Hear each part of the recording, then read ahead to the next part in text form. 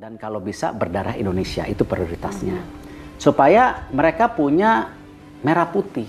Karena dari beberapa pemain naturalisasi yang saya bicara dari hati ke hati, saya tidak bicara, oh ini langsung naturalisasi, nggak mau. Saya bawa mereka ke sini, kita diskusi, cocok, baru kita proses. Jadi Bapak Erick Thohir mencoba untuk memperkuatkan timnas Indonesia dengan mendatangkan striker ataupun penyerang ya, naturalisasi. Itu adalah langkah yang mengundang perhatian besar dalam dunia sepak bola di Indonesia ya. Naturalisasi pemain adalah topik yang akan diproses, yang sekarang lagi sedang diproses, dan kabarnya mereka berdua pemain tersebut sekarang ada di Indonesia. Karena Pak Arya juga belum bisa kasih jawaban yang pasti, karena tentunya menunggu ketua PSSI sebelum ada salaman antara pemain dan juga Pak Ketua Erick Thohir.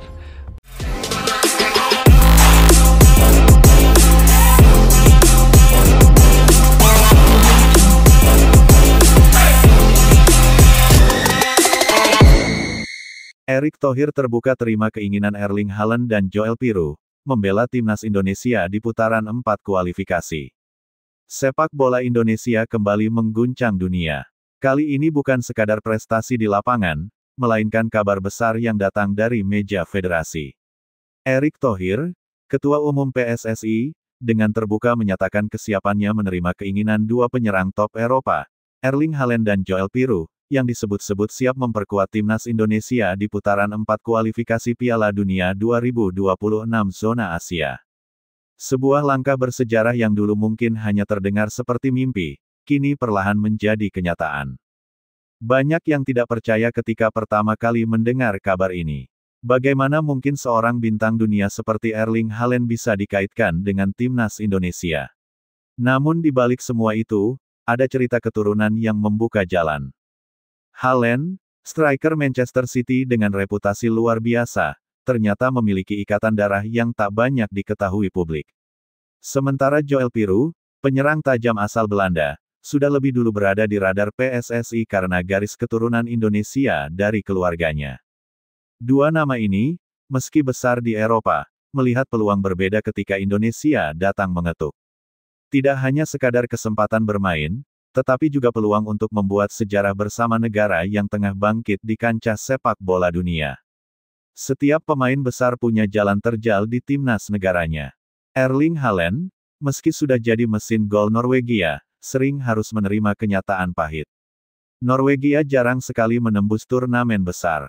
Talenta besar seperti Martin Odegaard pun belum cukup membawa negara itu bersinar.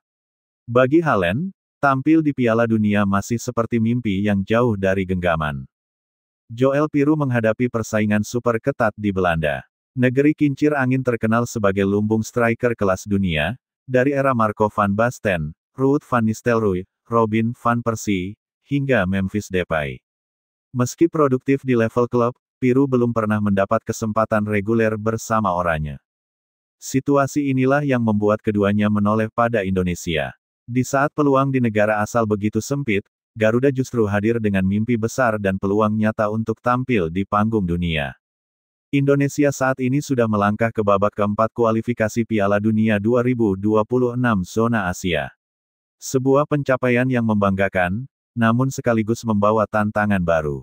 Di ronde ini, Garuda akan menghadapi tim-tim kuat seperti Arab Saudi, Irak, Jepang, hingga Korea Selatan. Level persaingan meningkat tajam. Tanpa tambahan tenaga kelas dunia, perjuangan bisa sangat berat. Namun, dengan Haaland dan Piroe, semuanya berubah. Lini depan Indonesia bisa bertransformasi menjadi salah satu yang paling berbahaya di Asia. Bayangkan, duet Haaland yang bertubuh menjulang dan haus gol dipasangkan dengan Piroe yang cerdas mencari ruang dan tajam dalam penyelesaian. Kombinasi maut yang bisa memaksa lawan-lawannya bermain lebih hati-hati. Erick Thohir, sebagai sosok yang membawa banyak terobosan sejak memimpin PSSI, memahami arti besar peluang ini.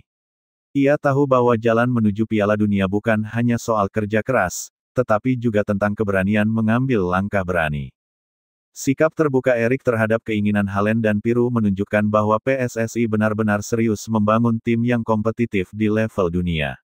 Baginya, Jika memang ada pemain diaspora atau keturunan yang ingin mengabdi untuk Merah Putih, maka tugas federasi adalah membuka pintu dan mempermudah prosesnya.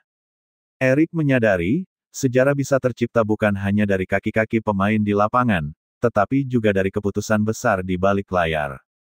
Tidak butuh waktu lama, kabar keterbukaan Erik langsung menjadi bahan perbincangan hangat di seluruh pelosok negeri.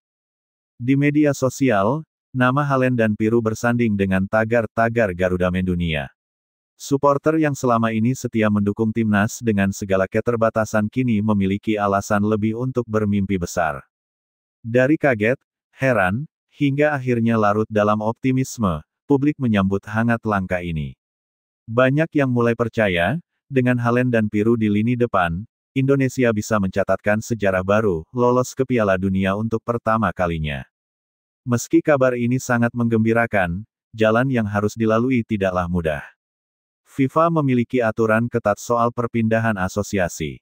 Bagi Piru, proses relatif mulus. Ia hanya pernah membela Belanda di level junior, sehingga jalan menuju naturalisasi penuh terbuka lebar. Bagi Haaland, situasinya lebih kompleks.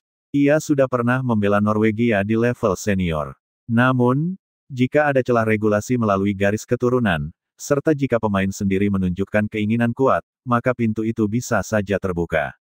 Erik Thohir tampaknya siap melangkah sejauh mungkin untuk mengatasi kendala ini.